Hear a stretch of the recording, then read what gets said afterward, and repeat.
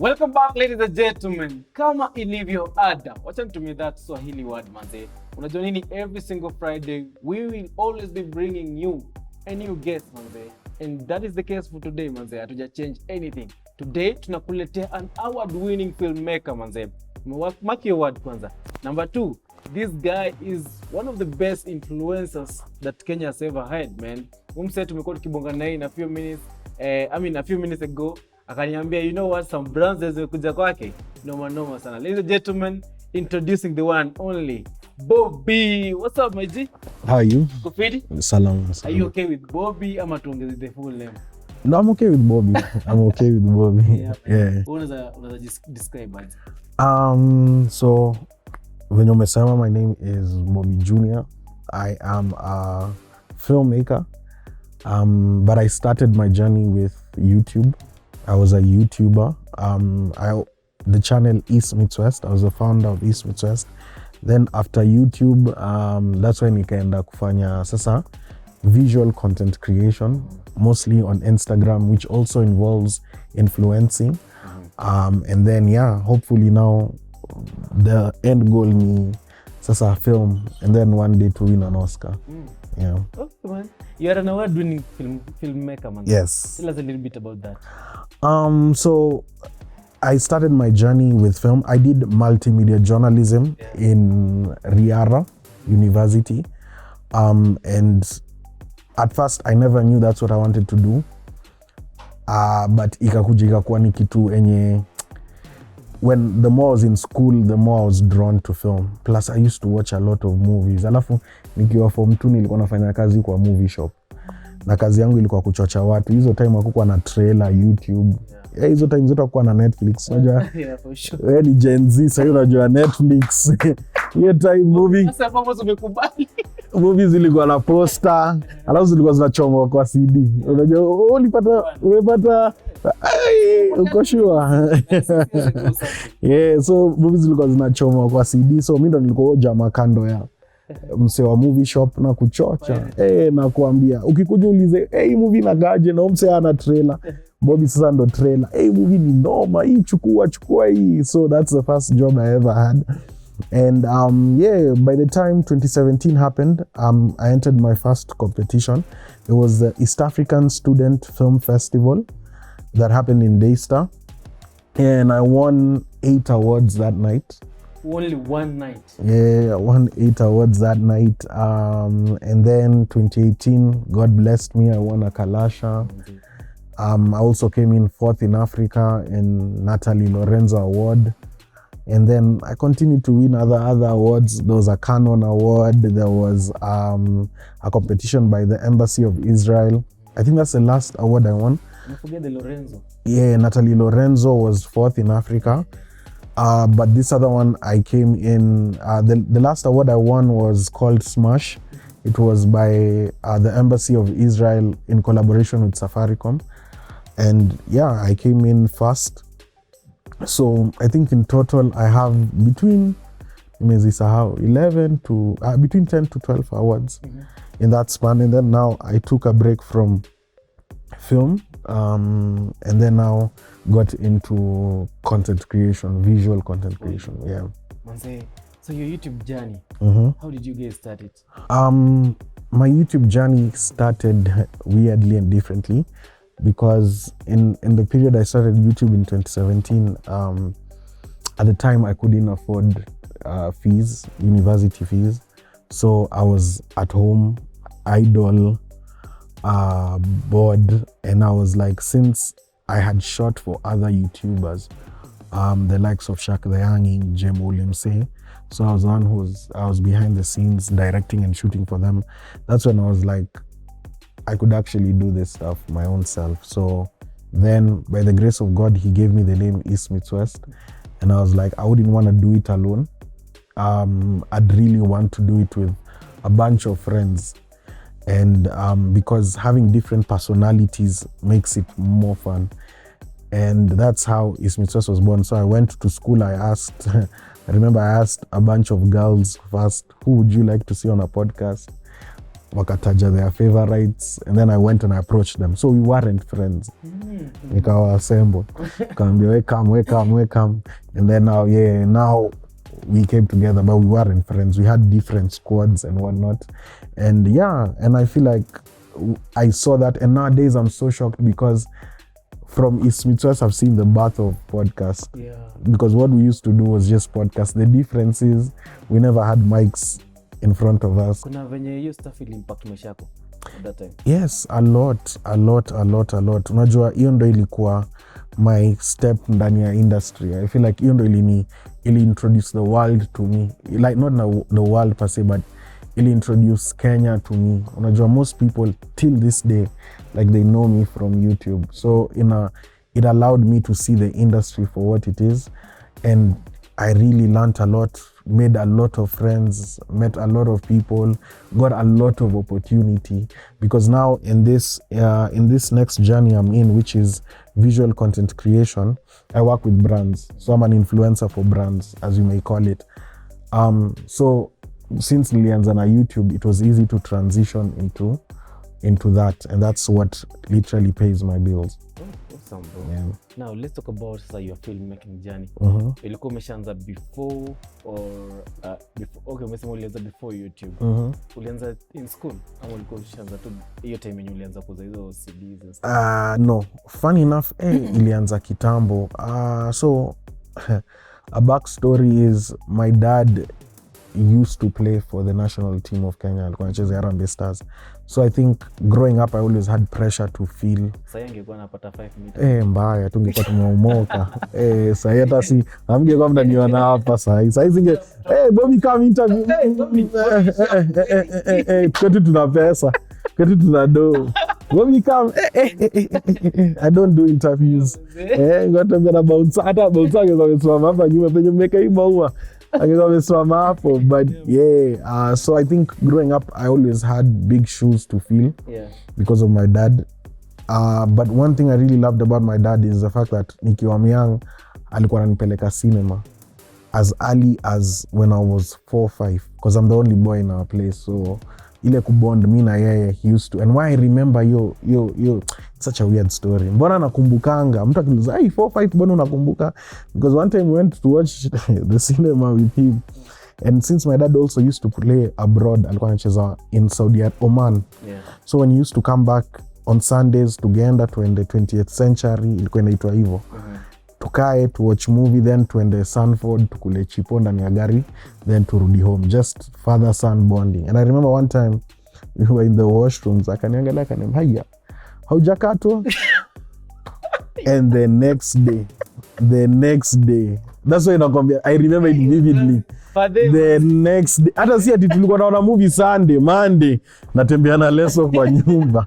That's why I never forget those memories, because I remember that's what happened. And the next day nakanibribe na, back then kulikuwa na Wimpy, akanibribe na baga ya Wimpy, akaniambia ukikosa kulia ndakubaia baga. Sawa, mimi na hiyo time baga.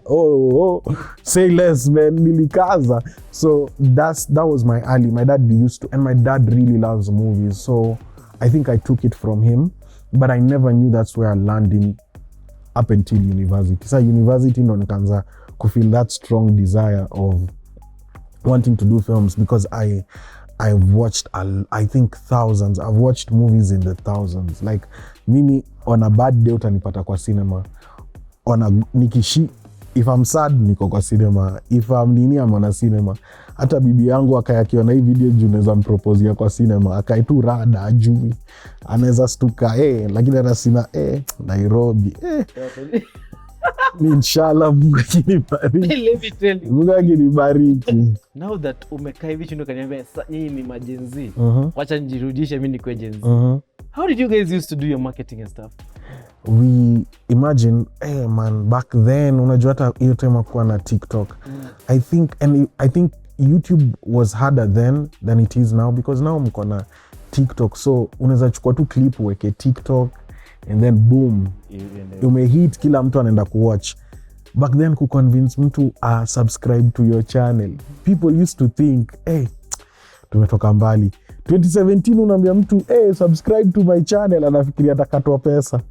So people never used to subscribe to YouTube videos, and then pia mtu alikuwa na assumption ya YouTube itanimalizia bundles or YouTube itanini. So I think back then and now it's different, but I think what really helped us was because tulikuwa wengi, the first marketing strategy tulituma ni tuliambia kila mtu, hiyo time tulikuwa waseka 15 tukianza Kiswahili. Kaambia kila mtu before we toned it down to now 7. Nikaambia kila mtu cheki, post kwa group zote zenye uko nazo WhatsApp, post WhatsApp, tumia, kila mtu unaweza tumia WhatsApp. And I remember the first day tulipata 300 views na tuko watu 15, so nikaa kila mtu alileta 20 views, 20 views per person. And then now later on tukaanza kushika moto and it grew from there. Filmmaking journey yako imekuwa inspired na a lot of mentors ama ilikuwa tu mwenyewe self motivation? I think it's self motivation. I wouldn't even want to sound proud or anything, but I don't feel like I've had mentors in the game. Kitu najua ni by grace ya God, and I think also by just the amount of films I consume, ndo kitu imenisaidia. So I don't feel like I had mentors, and I really like that because kwanza hivi spenangi credit ikiendanga kwa wase. Unajua spenangi mtu aseme umsemi ndo nilimjenga. Mu utaka tu God aseme hivyo yeye mwenyewe because yeye ndo akona hiyo right. So I feel like if with my journey, if I did have mentors, I would have been okay with it, but I'm glad that I don't. So I'm learning everything. I'm making mistakes. I'm learning from my mistakes, and I'm continuing to build. Yeah. So in this content creation journey, everybody now wants to be an influencer or famous and stuff. So if you were to talk to that kid mwenye ako pale mtaani and I mean he's really aspiring to be a filmmaker, it's really aspiring to venture into story ya content creation, like anataka tu kuchange life yake in whichever way but through the media aspect of it. Manze, ni advice gani ungempea? Get a niche. Kitu ya kwanza ni tafuta kitu yenye wase wengi wadu. Unaona? Because yes, kila mtu sema anza kuona content creation ni job. Unajua, like you don't even have to go to school for content creation. But the first important thing you need to do is try your best to get a niche. And once you get that niche, the second thing is consistency. Me personally, sikwangi consistent. Lakini there's advice watu wengine wako consistent, because when you're starting out, you constantly need to be on people's faces. Unafaa kukua constantly uko kwa screen ya wase wanakuona constantly. That's awesome, man. So there's a research that I was reading somewhere, and it said that a lot of people, when you're very creative, a lot of people who have the highest amount of creativity in this world are big procrastinators. So to all procrastinators, including you, what is the importance of just doing it, taking action? Wow, la acha nikwambie, na feel like saidi ingekuwa mbali. Kama siku procrastinating ingekuwa mbali. Because for fact, even after this, I have 3 other shoots. I'm shooting for Nivea, I'm shooting for Blankets and Wine, and I'm shooting for a company called Lemfi, which is in the UK. So I have 3 shoots. So you see, manze, ubaya kuprocrastinate ni unajiongezea workload. Unaona, you're just adding more workload to yourself na unge relax. Unaona, so I feel like plan it out. Is unprofessional when you have deadlines and you can't deliver to your deadlines. So as much as you'd want to procrastinate, and it's fun too, manze, I'd advise anyone just be professional. We have always known you as a filmmaker. Actually, describe as a filmmaker for a very long time. But lately, tumekuwa tukiona venture into content creation sana. So, Said unaniambia visual content creation. Yeah, visual artist. Visual artist tu ni term, ni content. Kuna 2 types of, there's a content creator, and anyone can be a content creator. Yeah, for sure. A content creator, hata ukishika tu simu na urecord video na post, you're naturally a content creator. Yeah. But a visual artist is, they take pride in their work. A visual artist anaangalia set design, anaangalia audio design, anaangalia venye lighting inakaa. Every aspect makes sense. To be honest, enye do iko kwa content creation ndo ilinitoa kwa blog. Unajua content creation allowed me even to get my car. So brands are willing to pay you to create content because nowadays watu watch TV as before. Yeah. So now they notice everyone is on their phone and doing, so they need people to create ads for them so that their audiences can watch. And once I noticed that, I was like, oh, so I can have a production team and we can do a small scale ad and we can get paid for it. So yeah, I started doing it and slowly by slowly, I think it's been 3 years now. Today I was reflecting and just manze Mungu pendanga kuambia Mungu shukrani, because today I looked at it and this month alone I've been approached by 15 brands. Damn, bro. I think this month I'll go down in history as the most sorted out for content creator in Kenya. Hii August tu tukaambiwa, tukasema kila mtu weka brand zako. Bobby weka brand. Sidhani kuna mtu amepiga mob, ameitiwa kazi than more brands than you. People have told me, oh, let's pretend we are dating so that, to increase numbers. Na mi si doing hivyo. Lakini siwezi ambia mse, si doing hivyo. Nasimanga tu, niko na demo. Wapi? Demo yangu hata jam. But I don't want to do clout. Unaget? Because then clout ni itakupea a high for a short time and then fans na masubscribers wako waende because unategemea cloud kugrow. So I think just focus on the work. Let kazi yako speak for you. Unaona? Let kazi yako speak for you and trust God and trust the process. The best way to be a visual artist, ile route kila mtu anaenda hivi. Acha you want to make it easy for you, but don't go the easy route. I've worked with Gordon's for 3 years and it's one of my favorite brands to work with because your longevity and me work now. And it's always about thinking with me, hata ukiangalia my Gordon's videos, it's always about thinking outside the box. For me, I tell people, I don't want to be popular. I want to be legendary. So there's a difference. Nataka mse akikaa seme, the same way people meet me and wanasema Bobby, wewe ndo nyinyi ndo mlikuwa godfathers wa podcast. Because kama enye Ismithwesta ingekuwa, a lot of people wouldn't have started podcast. A lot of people wouldn't have seen it's possible. We made it possible for so many people. We showed people, as in sindo tulikuwa kwanza. And nishaacha legacy yangu kwa YouTube. I don't feel like I have anything to prove. We had Nasty C. If you're talking about interviews, we had the biggest rapper in Africa on our YouTube channel. Unaget? So me hakuna kitu mtu anaweza niambia ati I've left my mark on YouTube. Now I'm on visual. I'm on content creation. I want to leave my mark there and finally head into film, which one day my goal is to win an Oscar. My mind has always been there. Unajua hata ukaangalia simu yangu sahi, what's my screensaver? An Oscar, bro. Yeah, and it's been like that since sijaiweka uso yangu ama uso ya dem ama sijui nani yangu, that's always been me. Unaona? Yeah. So my final question will be, life is all about and life is not all about. Ni deep. Manze si ndio, life is all about trusting God. Life is all about putting your trust in God and fulfilling the purpose God has for you. Life is not all about money. Yeah, life is not all about money. Create memories. Cherish what's around you. Don't make money your master. Money is meant to be your servant. It's supposed to serve you, not to be your master. So life is all about trusting God, fulfilling God's purpose and nini. Najua mazee metaja Mungu, mwambie hatu mimi ni bad boy for Christ.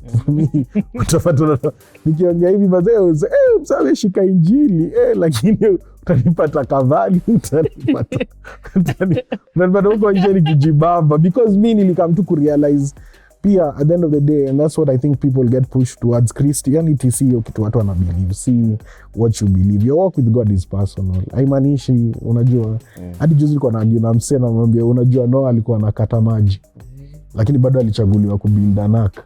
mbona yeye? Ukiona God by your side bro, hakuna kitu huwezi achieve. Hakuna. Bobby, manze umetupea knowledge noma sana man. Thank you for coming to invite next time unango. Yeah, for sure. For sure. I think we'd better have the best, I mean a deeper conversation from here. Manze imekuwa very insightful. I hope youth man pale nje man umelearn a lot. Yes, this urban news every Monday to Friday tuko hapa, but every Friday kumbuka that we're always bringing in new guests. Una get? So as a youth man, as a young in pale mtaani man, this is your time to shine, this is your time to watch urban news. 2 p.m, 7:30 p.m, Monday, Wednesday, Friday. It is 7:30 p.m, and then 2 p.m, Monday to Friday. Check it out. My name is Eugine Micah. Wacha turudi kwa studio.